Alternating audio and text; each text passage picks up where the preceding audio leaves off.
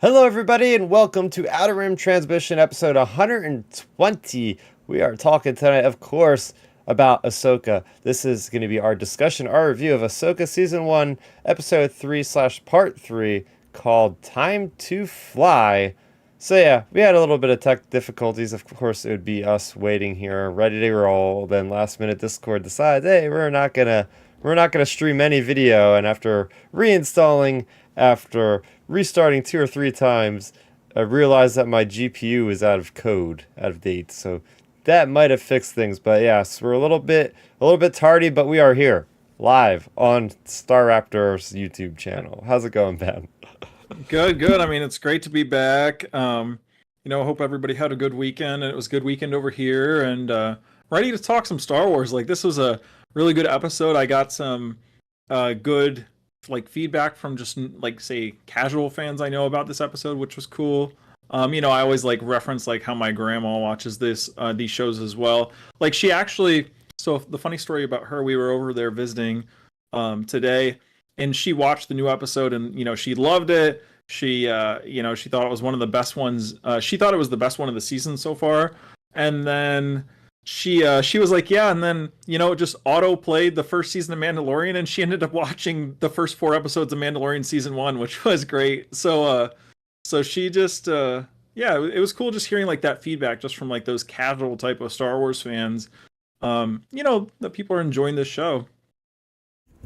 Yeah, I've been watching it. I watched it with my girlfriend. She hasn't watched Rebels or anything and had no problem getting into it. So, and I've been hearing that from a couple of different people, my coworkers, different other people I've, talked to at the gym and stuff like that. So, yeah, it's definitely I know there's some really weird reviews out there from Yeah. websites that are just trashing the show simply because they feel like you have to watch all of Rebels to really get it, which is just absolutely ridiculous. So Oh yeah. I mean, there's plenty of people they try to paint that narrative. I feel like it's like, oh, you got to watch this. Well, then technically they shouldn't be saying you should have to watch Rebels. They should be saying you have to watch all of Star Wars content from episodes 1 through 6 leading up to this show. That's the narrative that they should be pushing, because hey, technically Rebels doesn't give you the summary of what's going on with the New Republic. Episode 6 does. So you'd have to watch that, and to watch episode 6, you'd have to watch 5, and then 4, and then Rogue One, and then Solo, and so it's like those type of websites or individuals that do that. It's a lot of times, it's to drum up. It's just, to me, it's just to drum up unnecessary negative. Don't get me wrong, we all have been critical about certain things in Star Wars over the past few years on here, but it's just from a genuine point of view. A lot of those places, and in nowadays social media sphere, negativity sells. So if you spin it that way, it's an easy way to get clicks because it's more controversial than giving it a good review. yeah, so there it is. And it goes for just the reviews in general, man, because there's a certain big game that came out this week called Starfield, and the reviews aren't so hot from a couple different big outlets that people rely on. Yep. So it's kind of like, okay, how much credit do you put into reviews? And that's why it's worth watching many outlets. Don't look at just one, Look at many, look at aggregating sites, look at Metacritic, look at OpenCritic, look at Rotten Tomatoes, whatever it is. Or maybe just don't look at any of them. If you're looking forward to a show, you just watch a show and see for yourself. I think that's the best way of Yeah. going about it. Oh, it is. I mean, a prime example of it, Chris, especially for you and me.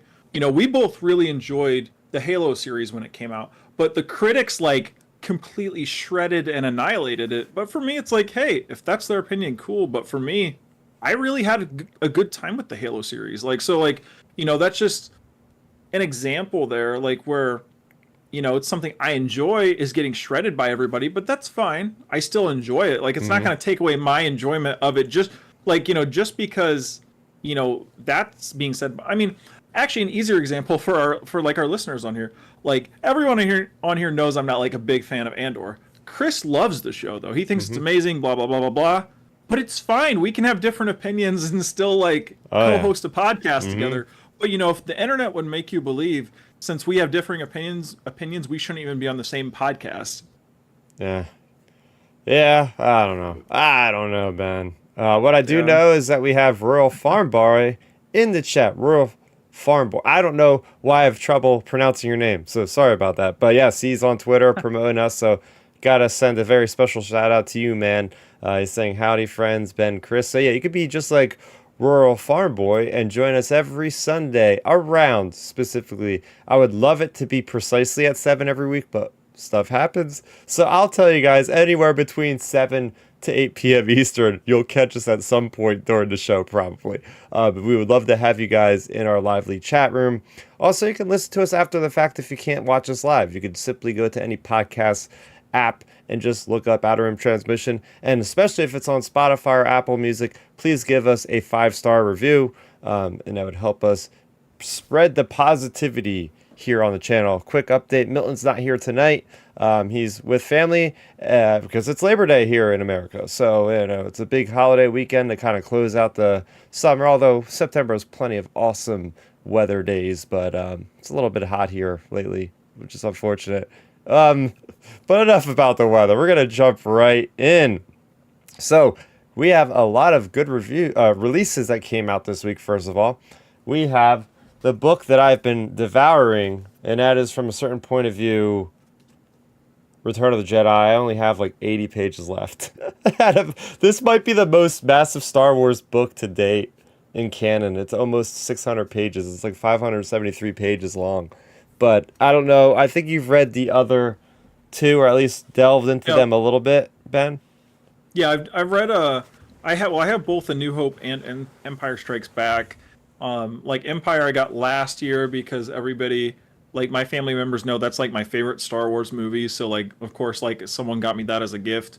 But yeah, like I really enjoy those books. Like I would definitely be cool with getting, these for all the movies really, just because like it's always cool just like we love it with like Clone Wars, for example. We love like seeing Ahsoka in like the background scenes of this scene or that scene or the other scene. Like, so it's cool like getting it in book form for just like odds and end types things. Just to like it kind of just like enhances your viewership even of the movies because like Milton always talks about on here when he's on. The rewatchability of the different properties. So like it makes the original trilogy that much more rewatchable because you can be like, oh, like off camera to the right is like this character or something, like so it's cool.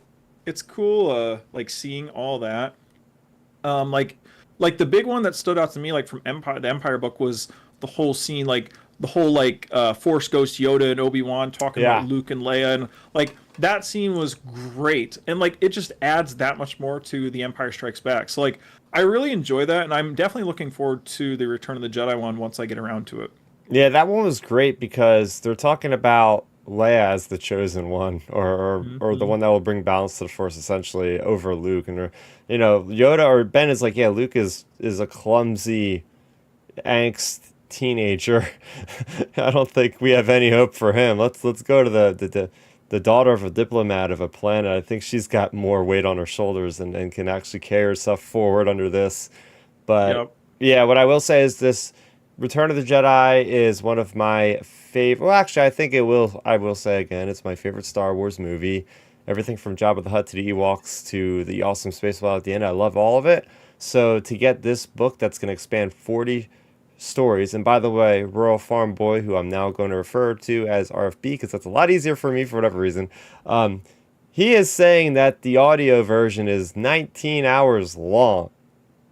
That is crazy long. I don't think anything comes close to that. So yeah, there's a couple stories that really stand out to me. First off is Alyssa Wong's story, which I just read today, which is about the carnivorous nature of the Ewoks and how about they are literally eating scout troopers and stormtroopers, and people are being tortured, and it's basically like a torture horror flick story in the Star Wars universe on Endor. So I'm like, oh, this is crazy. And then there's like another story that's basically like a journal of a stormtrooper every day, and he's constantly complaining about how the calf dispensers aren't working. And then you have a story that is through the mindset of a royal guard. And I read this one today too, and I was telling you guys about it in the chat about how the royal guard is having this existential crisis essentially, because it's like, what happens when there's no emperor that I have to protect? The emperor told me to go away in the throne room when I'm, confronting Luke, and now the emperor's dead, and I feel like I should have been there to defend him, but I have to listen to him saying, leave us, and I can't be there when that happens, and now I am lost without a cause with no emperor to protect. So there's a lot of really awesome stories. Oh, another story I really like is the fact of this one guy has this one stormtrooper that has the grand plan of designing handrails for all of the Imperial installations. That's awesome. Like it's cool getting like those type of like little like kind of like even head nods like that, like the handrails one. Well, Chris, so I was just looking actually at the audiobook version of it. It's cool actually. So what they did for the audiobook version, just like they did for say the authors writing the individual stories, there's a lot of different narrators. Like we have our Mark Thompsons, our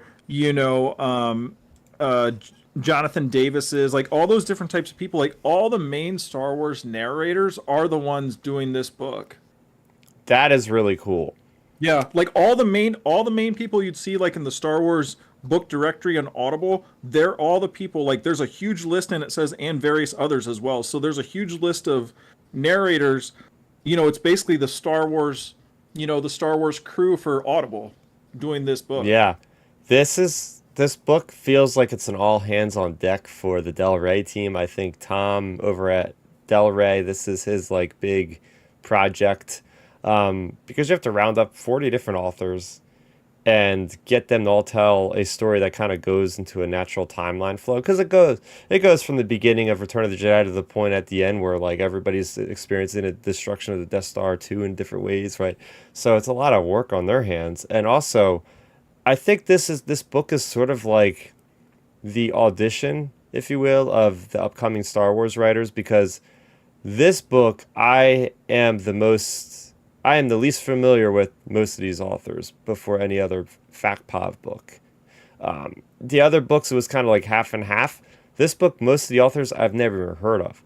It's not a bad thing, because that means to me like, okay, these people are all down to write Star Wars in long form, so maybe we're going to see a lot more of these people. That's what they usually do. They first experience a story in one of these, and then like Lydia Kang wrote the story about the T-1B in Empire Strikes Back at the end of that movie about attaching Luke's hand and phantom limbs and all that. And then she comes back and she's like one of the lead people that's writing High Republic. So I like to look at this as, there's plenty of great writers that have great writing styles, and I'm just looking forward to seeing now in the future what's going to happen.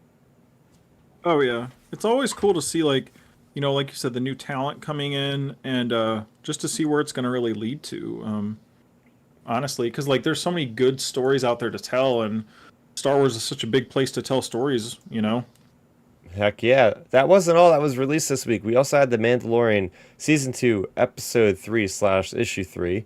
If you've watched that episode, you know all about that comic book. We also have from Marvel, Bounty Hunters issue number 37. Ethan Sachs does continue not to pull in any punches. Byron Valance, one of the most tragic characters in all of Star Wars. Hopefully we'll see him on screen someday if he survives. Ethan is always joking that he's going to die. But yeah, some great stuff there involving Jango Fett. We get a cool flashback involving Jango Fett and his connection to some of the current happenings in the big Dark Droids crossover that's happening over at Marvel. We also have from Dark Horse, Hyperspace Stories issue number 8. This one delves into the sequel trilogy. So I don't know, Ben, I feel like I'm already starting to get nostalgia for sequel trilogy stuff, because we're just not getting a lot of it anymore. They're sort of pivoting heavily away from that. So when we do get sequel trilogy content, it's like, oh, I've been away from this for long enough where I'm actually really like happy when I see characters like Snoke and Kylo and Hux, and that's basically the story we got is, oh, what's the differences in how a planet is subjugated? You have a crazy dark force user that uses brute force versus Hux, who is more of a scalpel and kind of gets the job done in a different kind of way, we'll put it that way. So yeah, I have all my reviews for those on the channel right now. Also, quick update. I'm over on the Star Wars Underworld YouTube channel. Usually every Thursday afternoon, we have a little kind of lunch break podcast between me and Matthew Neugebauer. So if you want to get more in depth with my reviews of those comics, we're talking about those very comics the day after they come out. So make sure you go over there, subscribe to those guys, and look forward to us every time around 12 o'clock p.m. Eastern on Thursdays. We're usually there for the lunchtime podcast. Okay. It's another great way to get Star Wars content. Yeah, certainly is. So, as we often say, this is our main topic for the evening. Getting into Ahsoka Season 1, Episode 3, titled Time to Fly. And this has got a very good feel to it. I mean, we get to catch up with the New Republic, with Hera, petitioning for aid against their investigations into Grand Admiral Thrawn. Mon Mothma does not... it's not Mon Mothma's choice, but basically their council does not agree. They think that they're long gone. They don't want any more war. They want to continue on peace. Meanwhile, you have Ahsoka that is training Sabine, but things aren't going the way we would think. We also have an incredible space battle as our heroes identify the Eye of Sion, and they are quickly kind of overrun by the enemies and land on the planet, and that's where we end up in this episode. So I'm going to throw it over to you, Ben. What were your overall thoughts on Time to Fly?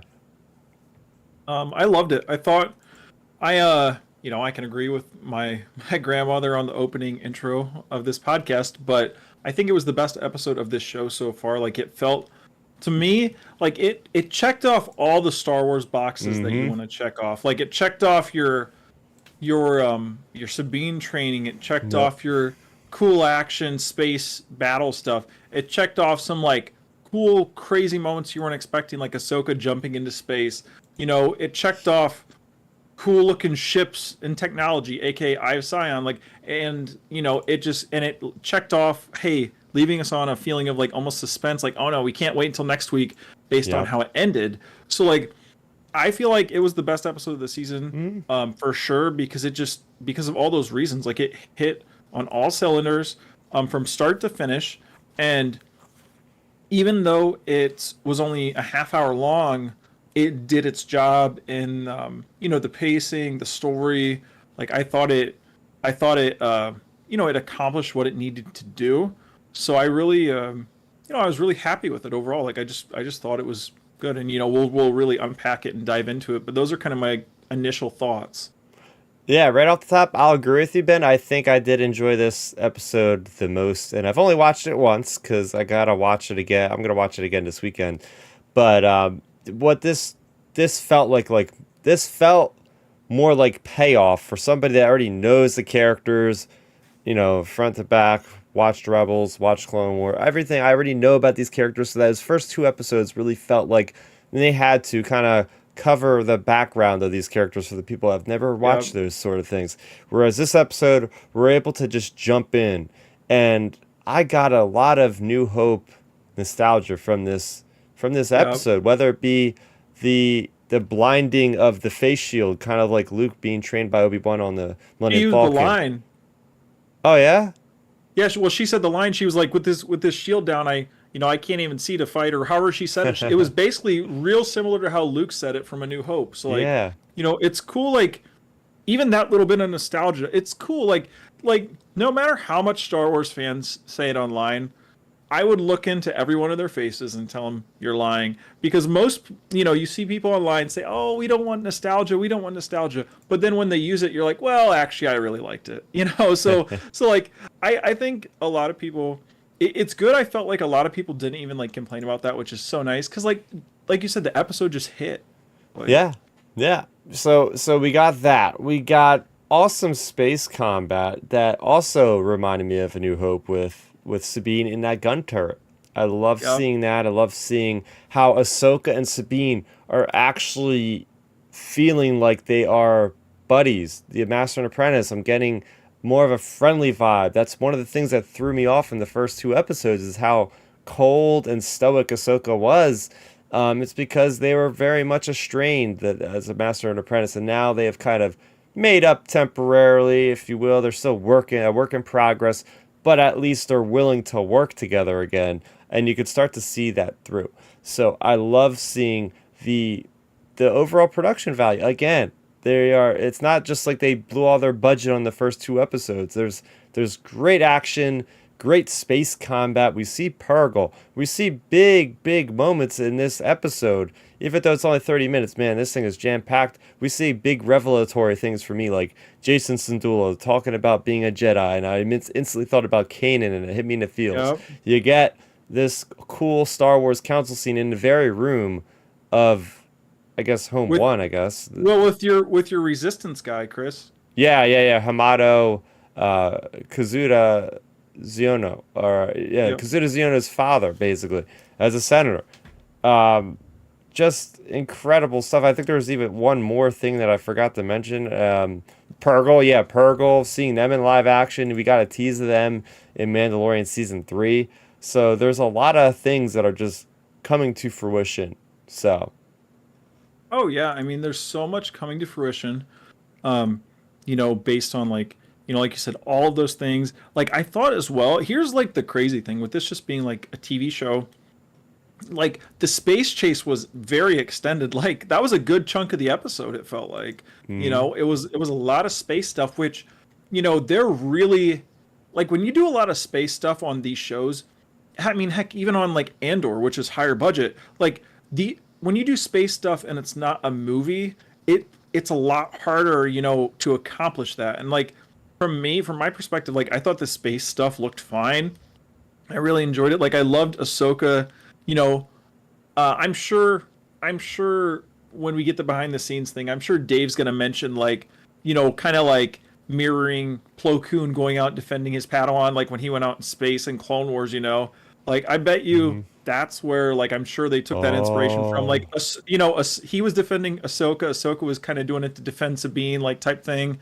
So that I feel like that was that inspiration. So I really, really enjoyed that. And then just like seeing Shin piloting, like, the bad guys in space, I thought was really cool. Like her and Marak. yeah. Like I really, really enjoyed that. And like this whole episode, it's just start to finish, it's just like boom, boom, boom. Like I enjoyed all aspects of it, honestly. And it just, like you said, it has its moments that hits you in the feels, like, Jason, like wanting to be a Jedi. And the cool thing is, again, like you said, even though this episode felt more like inside baseball, like where, we all, like the hardcore fans appreciate the moments like with Jason or whatever.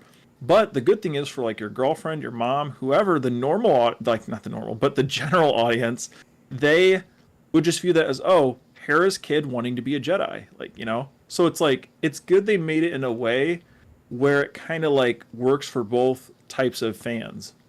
Mm. Yeah, it does. It's vague enough where anybody could just understand. Like, okay, this kid wants to be a Jedi. The mass audience doesn't know the kid's going to be force sensitive. They're just like, oh yeah, every kid probably wants to be a Jedi in the Star Wars universe and Star Wars galaxy. Yeah. But I think we should start from the top. Just the opening shot, just the opening sequence of Ahsoka training with Sabine, and that was something special because we've never seen Ahsoka training a Padawan except for Grogu. I guess we could say we've seen that, but we never seen her training in this way. And how she obviously has a lot of patience with Sabine because, as Huang said in the previous episode, she is probably the worst Jedi ever, or basically is what he paraphrased. What you could paraphrase his sentiments toward her is. So, and it comes to it's like she says it's talent. Everybody has innate force ability, but you have to have the talent to bring it out, and it kind of goes back to Rey a little bit, right? Where Rey just kind of has a moment where she's able to draw in the power of the Force. And, Luke Skywalker the same sort of way where he learns of the Force throughout time, even though he's a lot later in life. So the same could be said for Sabine. It's not like we haven't seen sort of a late bloomer, if you will, when it comes to the Force in the Star Wars galaxy. So I liked the sequence itself of just like, first of all, seeing what Huang was doing. That was a new kind of training we've never seen before, having his beacon sort of things. But then just Ahsoka just kind of walking up, having the music playing. Kevin Kiner is just fantastic. I really feel like the music in these episodes shines more than the other series. So what you think about this sequence, Ben? Yeah, I mean, I thought it was a great sequence, and those like how Ahsoka was like talking about that, like the talent and the skill and all this, like it really, you know, got me thinking. And see, this is something that like would get like just the average fan thinking, even of like if you're like any type of like a general sports fan, for example, like you can have like all the ability in the world, but like if you're not like talented and skilled enough and putting the practice in, it doesn't like matter per se. So like it's cool that like they're incorporating some like real life concepts, like like someone who's way more talented. Say for example, you got Anakin, Luke, Rey. Anakin and Luke obviously are the same lineage, and then Rey, of course, is like a Palpatine. So, they have such a high degree of ability. Like they can probably use sloppy skill and get by because they're so powerful.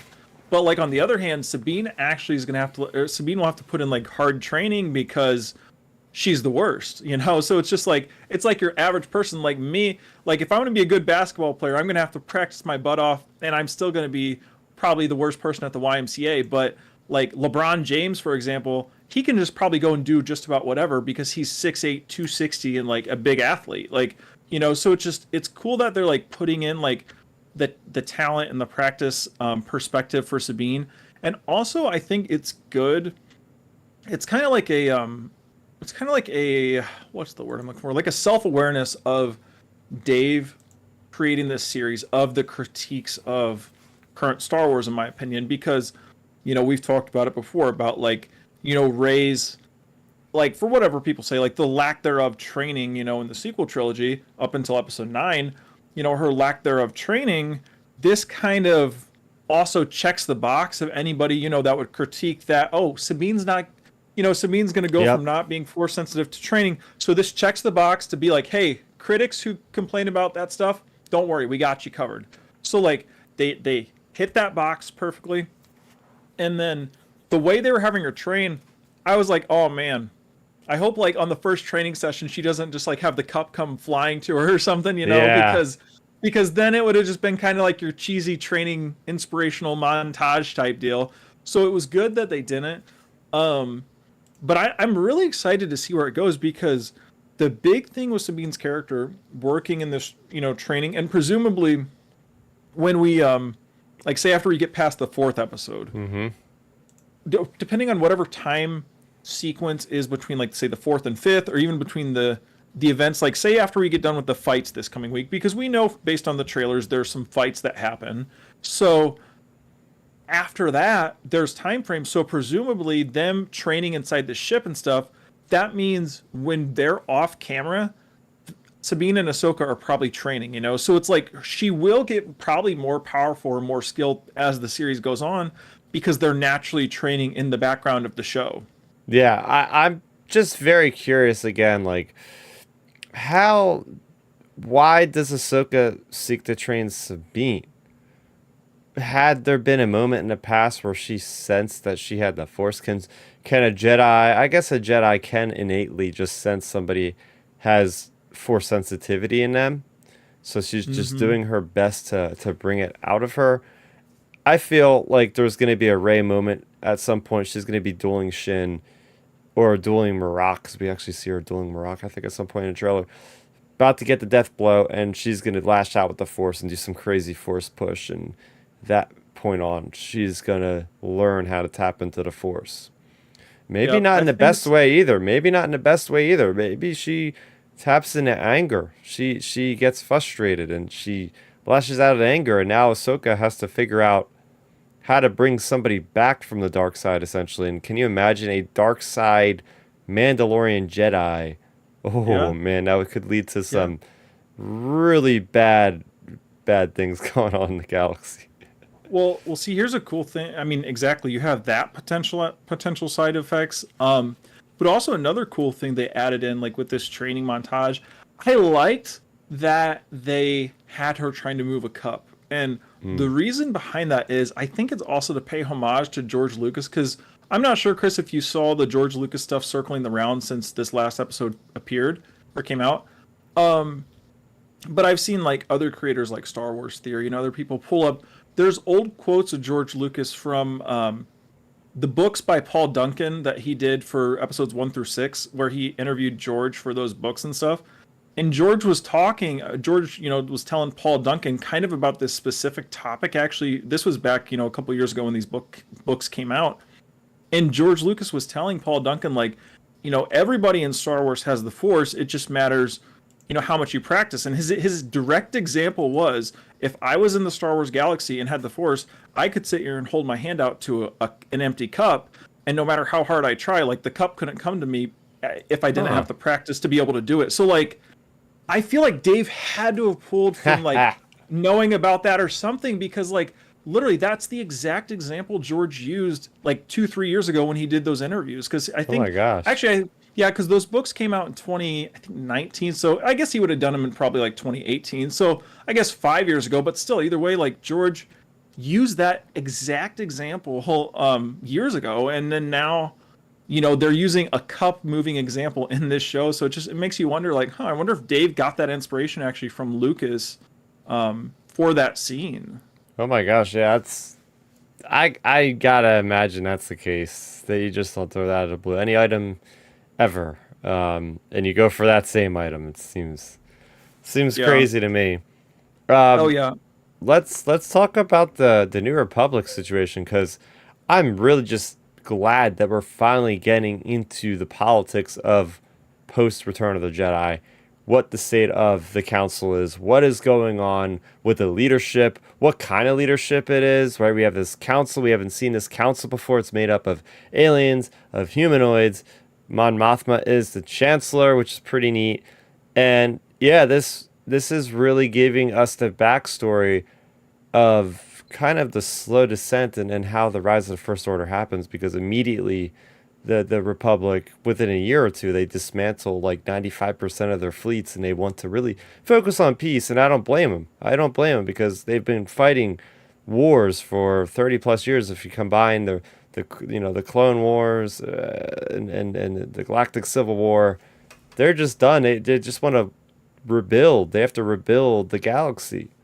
So I don't blame them. But then you have people that just outright don't want to listen, such as the father of Kaz Giono.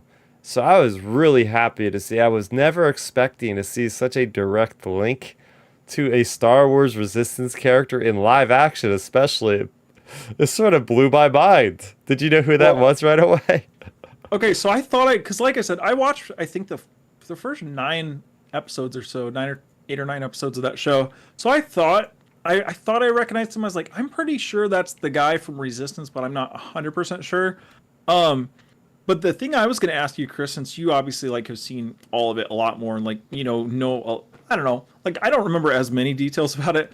So I think Dave might be potentially putting breadcrumbs into this series as well. Like, is there like any indication that could this guy ever potentially be an Imperial agent? And the only reason I say that is because they kind of put the breadcrumb already in the second episode with those factory workers.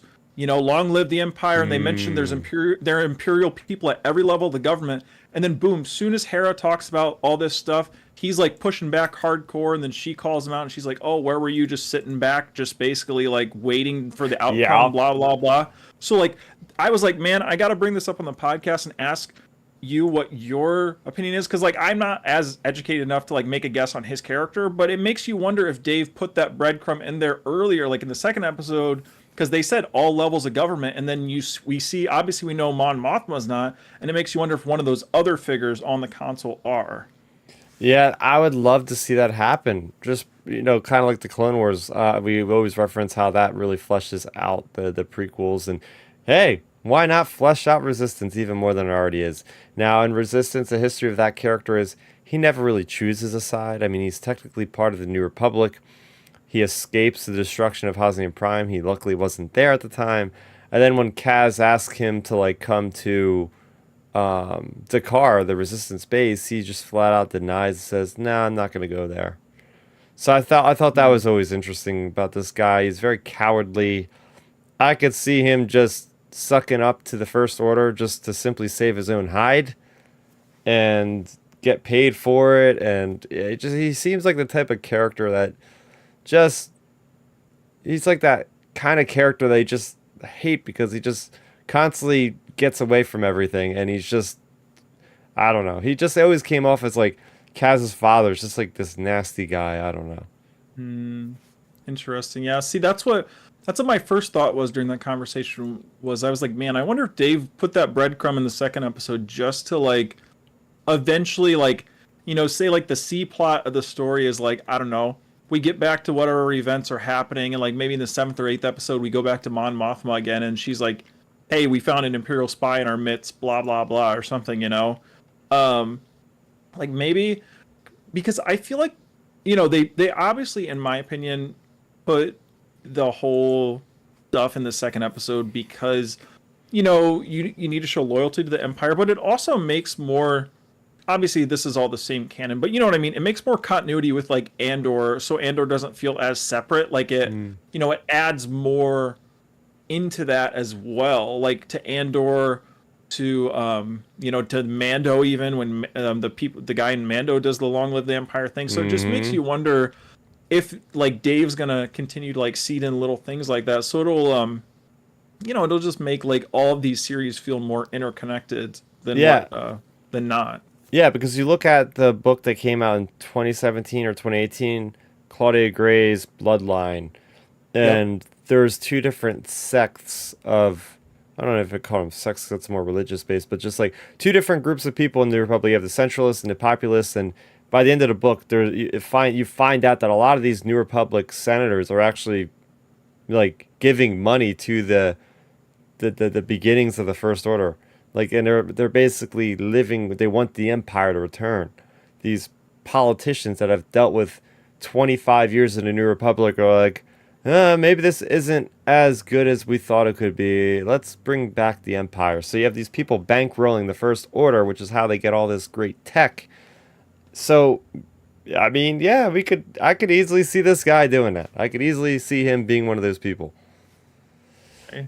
I mean, it's a nice little like seed that's getting planted, and then also on the other side of the table of the conversation, like Hera, trying to like pitch this whole idea. It makes me wonder with her, since she's trying to pitch the idea of like, hey, going after them since they're going to Denab, and have her, it makes you wonder if they're gonna have her be kind of like playing catch up, where she's like slowly like chasing Ahsoka and Sabine in the series. Like, I could picture us getting into the fourth episode this coming week, and it be something like, you have Sabine and Ahsoka do whatever they're going to do with the bad guys, and then they leave the planet, and then Hera gets there too late. You know what I mean? I feel like it could be something like that potentially, where it's like Hera's keeps missing out on them or something.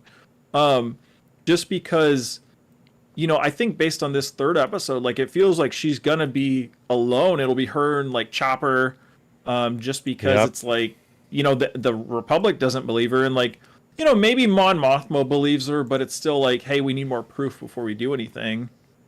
Yeah, this is like Rogue One all over again, isn't it? Right? Rogue One, Mon Mothma was very against them starting any incursion against the Empire, and it took the rebels to literally rebel against themselves. So here we go again. We have Harrison Dula, Ahsoka, Sabine. They're from a show called Star Wars Rebels, and they're rebelling against their own government. Like, this is a repeat of what happened last time, essentially, right? Star Wars is poetry, it rhymes, and we're getting that here. Dave Filoni is making that clearly evident. I want to pivot to the space battle. As you said, it takes a lot of the current time of the episode. What did you think about it? I mean, it was shocking it was that long. I I was nervous when we went to the space battle. I was like, "Uh-oh, is this going to be like Mando season 1 episode 1 where it's like a minute long or something Ah, and yeah. just a quick little boom boom boom boom boom and keep it moving?" And then it just extended and extended and extended and extended, and it was like, "Whoa, I cannot believe they're doing this they're really pushing the limits of the volume in my opinion." Like, I can't wait for the behind the scenes stuff for especially this episode.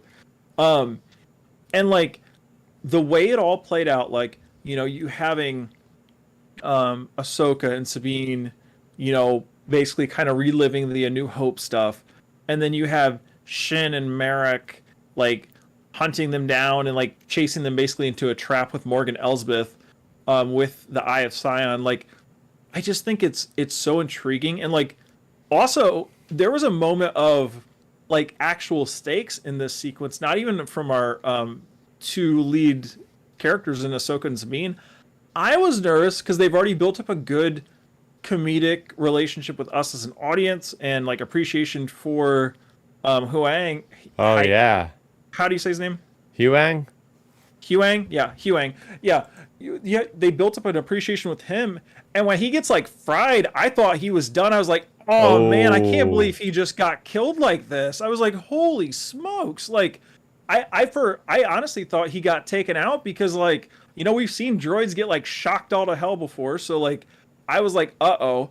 So like it added a little bit of stakes there. Even my friend, when he was watching it, was like, did they just kill him off like that? And I was like, I don't know. So it was cool just like them adding a little stakes there. And then, like I said, just seeing Shin and Merrick like piloting and stuff was awesome in my opinion. Like I really enjoyed that entire sequence. I really love the starship that Shin has. I think its influence or its inspiration is from a World War II bomber, Yep. or a dogfight, whatever. It reminded me a lot of an Naboo starfighter too, just a little chunkier. You know what I mean? Like the edges were a little beefier, but Yep. it's great to see two Jedi flying ships. Like again, I always go back to Attack of the Clones, Jango versus Obi-Wan in the asteroid field above Geonosis, and there's a lot of kinetic ways that this is filmed, this sequence here in Ahsoka. And seeing Merrick there as one of the fighters, I love seeing more of him. Loves actually hearing the guy. I love actually hearing his robotic voice. That was interesting. Oh yeah. Like I'm really interested to see what they're going to do with this Merrick character. Like he could, you know, we've seen everything to the cows come home on theorizing on his character. We've seen it from a new character. We've seen it from a new character to I've seen people saying it's Ezra. Like, you know, and everything in between. Oh. And like I've seen some people say Ezra, but it's like I don't think that makes sense because why would he like come back and like you know, if it was Ezra on the bad side, he would tell them where Thrawn is. Yes. Potentially. Like so but you know, I've seen every theory in between. And like to me, I'm at a point I think there's only two options now for this character. It's obviously like you could do with just a new Inquisitor, like maybe he's the last Inquisitor, for example. Like he could potentially be like the last surviving Inquisitor from, you know, everything. Like maybe it's that. But my thing I keep going back to, and it keeps getting weirder and weirder with his character, because obviously like his armor, just the way he looks, it looks like a very like a rough image of say the Dark Side Starkiller from Force Unleashed 2. And then the thing is like for starters too, the guy playing the body of him, Paul Darrell, like he basically is only a stunt double like for his career, so it's not like he's like an actor. And then like when you listen to the way Merrick talks and then you compare it to like not every line but some of the lines that Darkside Starkiller says in The Force Unleashed 2, Really? it's like some of the lines, like the way, like if you listen to the one line where Darkside Starkiller like says like you know, like nothing or like apprentice or however he says it, like it sounds very very similar to the way Merrick talks. And then the weirdest part about all of this stuff is that Sam Witwer keeps getting credited for voice work on these episodes that Merrick's in, and he like this is kind of where the puzzle pieces line up. Every character that's spoken in these episodes has gotten a credit. Like, you know, the guy that plays Kaz, like all these people have gotten credits that have talked, except Sam Witwer. Sam Witwer's the only one that hasn't, and the only one, like Paul Darrell, I don't think that's his voice for Merrick. But the thing is, like I mentioned before, he's just like a stunt man. So it's just like, okay, you know, it's like your puzzle pieces. The only two people that aren't really being credited for something, it's like those two, and like that's where the puzzle piece fits.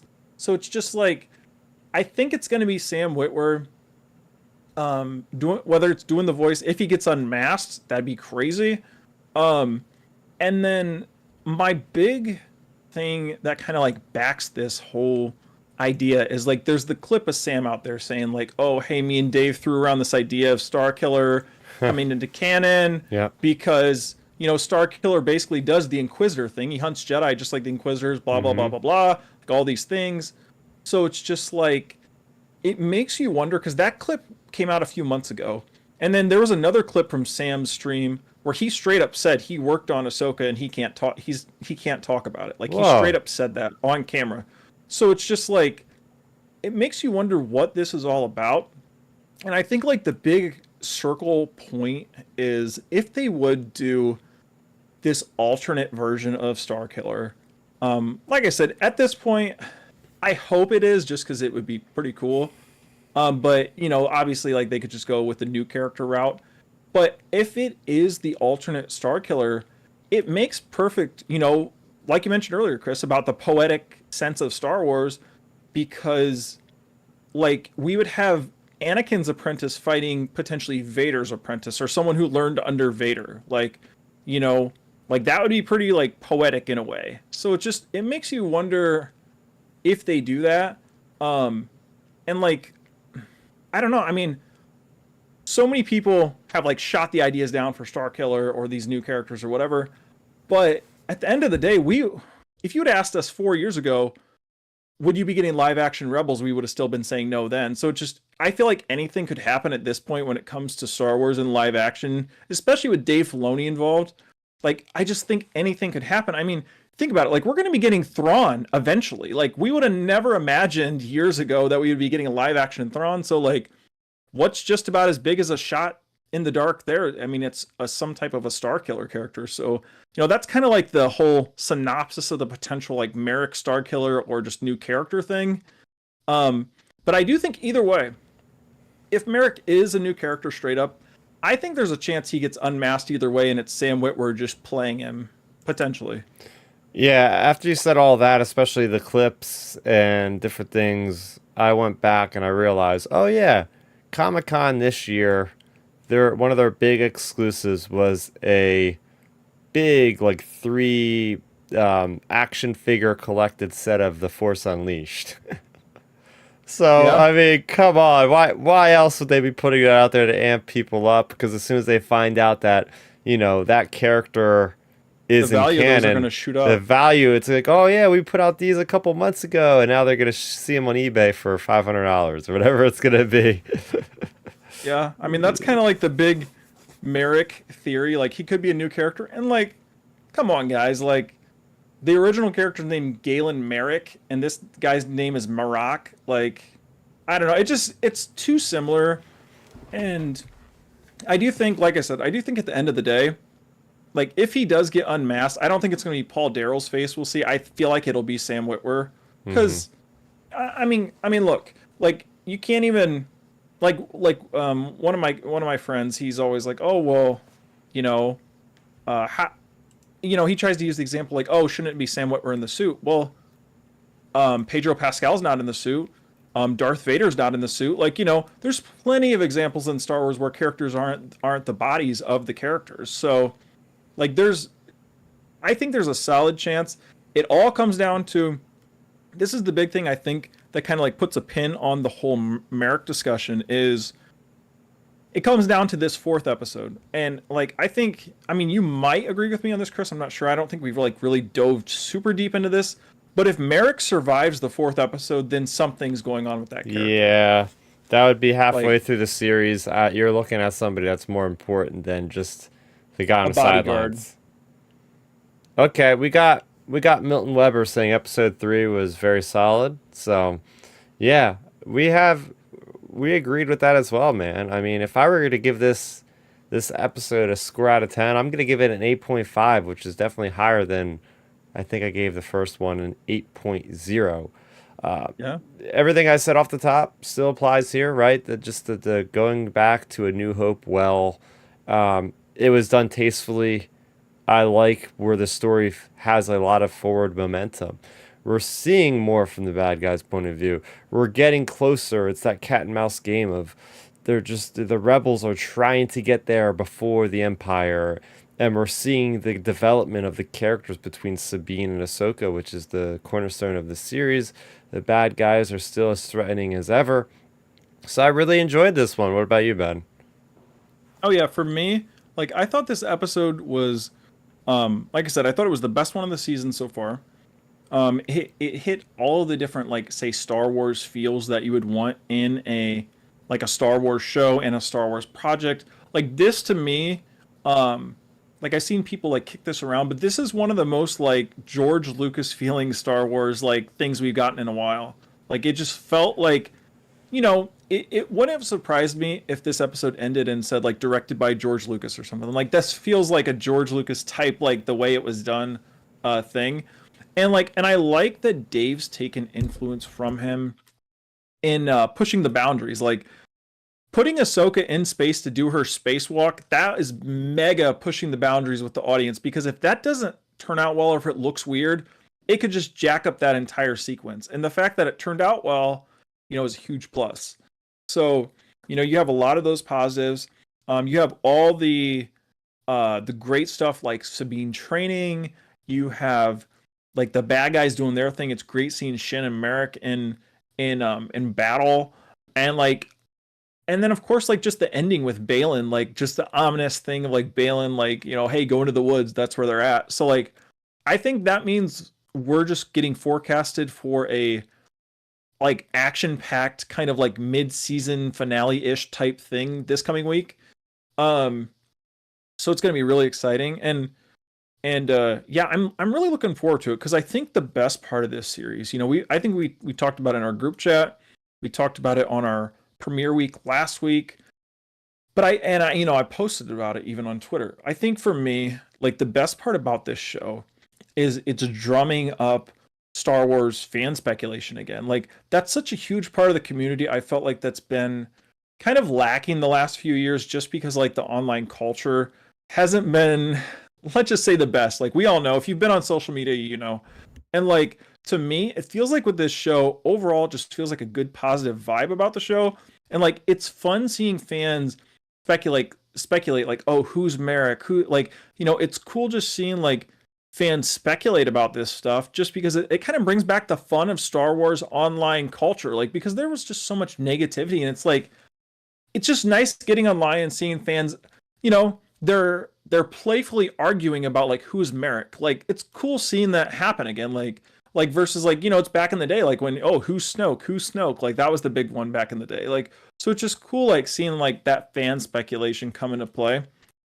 And then just like overall with the quality of the episode, I thought it was great. Like, we mentioned it last week, you mentioned it earlier in this episode, Chris.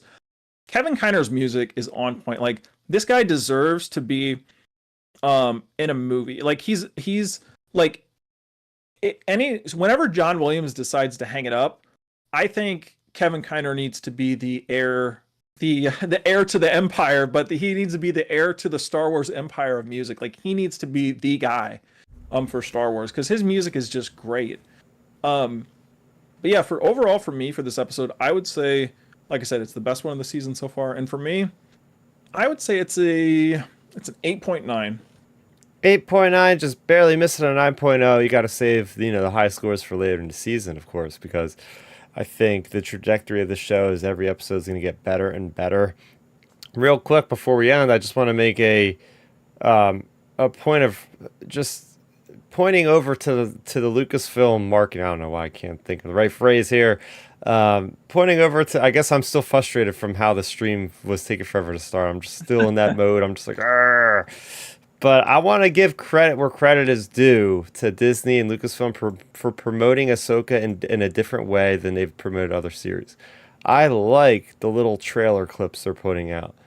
I like Yep. how they're putting out, trailers of footage, but then also like little clips. Like they put out that the flight clip of Sabine and the turret. I don't mind that stuff. That actually gets me more excited. If you show me like a 15-minute clip of like, oh, we're gonna get this awesome space scene, I'm looking forward to the episode even more. Right? Yeah. So I like Versus how being they're secretive. yeah, they're very much a lot more open, and yeah, I gotta give them credit for that. I think they should keep going with that. Oh, for sure. Like I think as well, like because I mean, everyone knows here, if you've been listening to me, like, since we started this podcast, my arrows are always pointed at Lucasfilm's marketing team. Like, I always think it's terrible. Like, and it has been up to this show, basically. But this show, like you said, you have to give them credit where credit is due. Like, they've done a great job, whether it be the little clips, whether it be the little, even leading up to the series, the little, like, 7-minute little mini documentary with Dave and John and everybody talking about Master and Apprentice and all this stuff. Like, their marketing style is definitely improving, and I hope they continue this for all shows. I think, they'll have to really amp it up and do well with Skeleton Crew, since it's characters none of us know. So, like, I think they're going to have to do a good job with that. And then, it's great seeing, like, because I always am super critical of Star Wars' Twitter account, especially because they're just always, I don't know, it just always feels corporate. But Yeah. but lately, since the Ahsoka shows came out, they're posting good, fun tweets. And, like, even though every corporation says this, it's kind of like, if you have, like, a friend who's, like, treating you badly for so long, and then they finally say something nice, you appreciate it. But that's kind of like how it is with Star Wars' social media, is like, they've been kind of crappy for a long time now. And now just them posting, like last week, posting tweets about, like, oh, hey, we want to thank our fans, blah, blah, blah. That's awesome. Like, you should be thanking your fans. Like, that's, like, I know it's just like a basic thing for a company to do, but Star Wars really hasn't done a lot of that stuff on social media. It's always just bland posts. Like, it's like, oh, hey guys, check out the new episode of Kenobi. Hey guys, check out the new episode of Andor, Boba, whatever, Mando even. Like, now with this show, they're like posting about the fans, posting about how much fans are talking about it on social media. They're posting the new hashtags. I don't know if you saw, Chris, but they added Shin's character now to hashtag, like, Shin Hati. Really? So, yep, they added her character now. So, like, they're doing more and more, like, fan engagement stuff, which they should be. Like, it's a multi-billion-dollar company, so it's great seeing it. Like, that's been such a pleasant surprise for me, because I see it on social media, I see it on TV. Like, there's been so many times on TV now where I see all these, like, little clips, like, they're putting in TV budget for advertising. Like, so from, like, last week to You mean movie now, budget? yeah, like, movie budget, into marketing. Like, so last They week have to now, yeah, like, I've seen those little clips shared, from last Tuesday to today. Like, I've seen clips, leading into this next episode already. So it's just cool seeing them actually, like, put that effort in. And I think they really need to continue that with all the shows moving forward, whether it be Skeleton Crew and or Mando, even another season of Ahsoka if they do it. Like, just continue this style of marketing. And I think it's going to, like, reflect in the viewership too, because, like, they posted about, like, the Samba score. Like, the Samba score was a 1.2, which is okay. But then, in their, like, the first, like, 5 days of release or whatever it was, they had 14 million total views, which is great. Like, that's really good. Like, basically that's, like, I've seen the numbers around, but that's basically like half of what, say, like, a Game of Thrones premiere would do, or a Game of Thrones episode would do, in terms of, like, views over, like, a 5-day period. So that's really good, actually. So it's just exciting. And to me, like, those numbers, like, reflecting over, say, like I said, like, a 5-day window, when the episode drops, it may not be getting a lot of views potentially, but it's getting more views as the week goes on, as people check it out. And I think this show's getting a lot of good word of mouth marketing, in my opinion. Yeah, I mean, they have to promote it this way. They don't have late night show people, actors going on late night shows to talk, because they actually do get a lot of people that will tune into stuff based on those celebrities talking on the talk shows, daytime, nighttime. So they have to really be aggressive with their own in-house kind of promotion. So yeah, I'm here for it. Maybe a good thing that came out of all of this nonsense with the strikes and all is maybe this will change their tune on how they promote Star Wars in the future. Doesn't really matter to us though in the long game, because we're gonna watch it no matter what. But yeah, we'll watch it if there was no marketing. Yeah. So yeah, that's going to wrap it up for us here this week. We want to hear from you guys. What did you think of the episode of Ahsoka and I keep saying No Time to Fly. Like I'm mixing between Mission Impossible and Ahsoka Time to Fly. I'm mixing them both together. I don't know. It was walking out of the Walmart today. I seen an advertisement for No Time to Die. That's probably ingrained in my mind. I don't know. But yes, you can see us here next Sunday at 7 p.m. Eastern Time. You can always download us and talk to us also at the hashtag of Outer Rim Transmission on Twitter, on X. We hope to see you guys next week. Thanks everybody that joined us in the chat this week. We had Rural Farm Boy, we had Hannah, we had Milton. So we'd love for you guys to join us next week. Ben, where can people find you? Yeah, I mean, you can find me on Twitter talking sports and Star Wars as we're leading into the NFL season, so that's exciting, at Real Ben Maynard. And then you can find me on Instagram posting my fitness journey as well, trying to working on slowly getting shredded, at Real Ben Maynard. And then this week should be a good week. We got it's going to be a great week for me, actually. We got Ahsoka on Tuesday. We got my birthday on the 6th. We got NFL football back on Thursday and then the weekend. So it's going to be a really great week. And yeah, I'm already looking forward to tomorrow and getting into the week and get this week started. Yeah, there you go. So as I said off the top of my show, I'm going to be putting up my review for From a Certain Point of View, Return of the Jedi, the next couple days. Looking forward to that. Looking forward to the Dark Droids comics coming out. Looking forward to chatting with Matthew about the current comics on Thursday over on the Star Wars Underworld YouTube channel, and playing more Starfield. Chris, very good game. I do have one thing to say. I haven't played Starfield yet. You might be able to give a quick little rundown. I'm not sure exactly how it works on this, but I saw actually one of the streamers I follow, he said for his Starfield character, he named him Han Solo actually, and he said, I don't know, some AI or a robot or something in the game is actually, it calls you Captain Solo. So he said he loves it because it's calling him Captain Solo. So it's hey, that's a fun little thing for anybody who listens to this podcast. If you want to have a Star Wars vibe, you can name your character a Star Wars character and it could read the name. Yeah, no, you actually can. I name mine Captain Jack.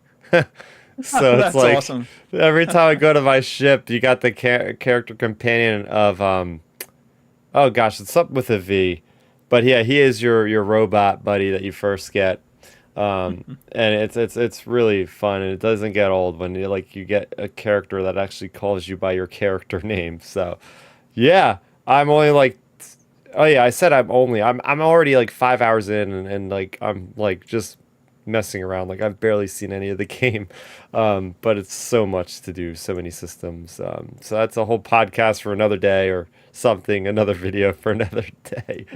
But yeah, thanks everybody for joining. Thanks for listening. Until next time, that's gonna do it for Outer Rim Transmission. For Ben, for Milton, who's hopefully gonna be here next week. I think we'll see him next week. For Chris, aka Starrapter, that's gonna do it for Outer Rim Transmission 120. Thanks for watching. May the Force be with you, and transmission.